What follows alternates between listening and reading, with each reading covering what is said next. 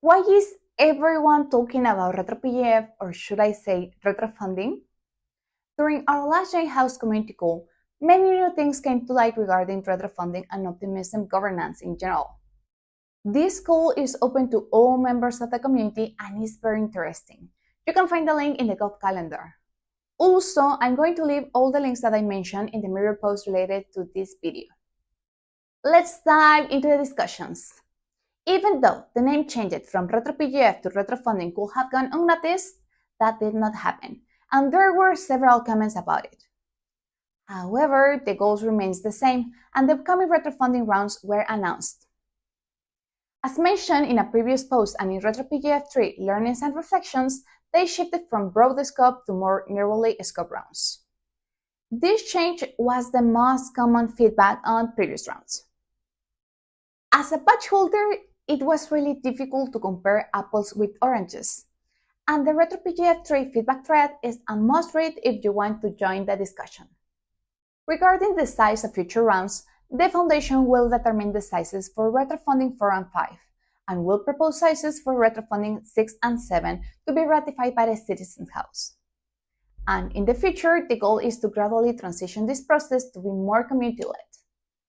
Concerning how to measure impact, the rounds announced for 2024 will experiment with two methods: impact juries and metrics-based evaluation.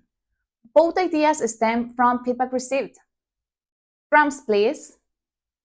Retrofunding number 4, on-chain builders. Expected in May to reward on-chain builders for driving the adoption of optimism.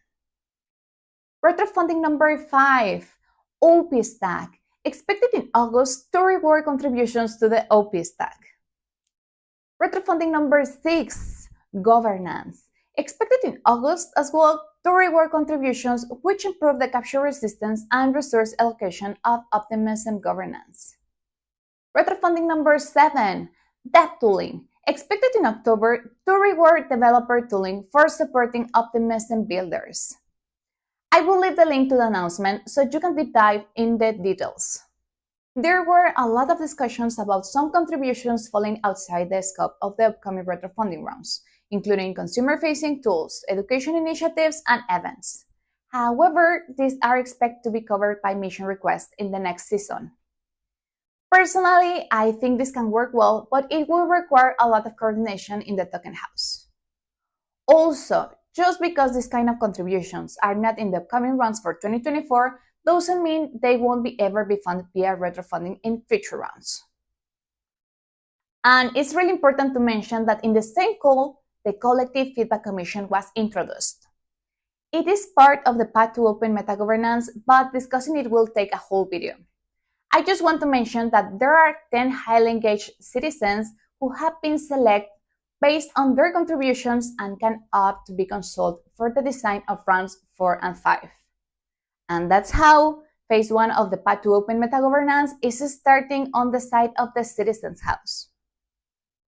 Let's continue being part of the iteration and experimentation at Optimism Governance.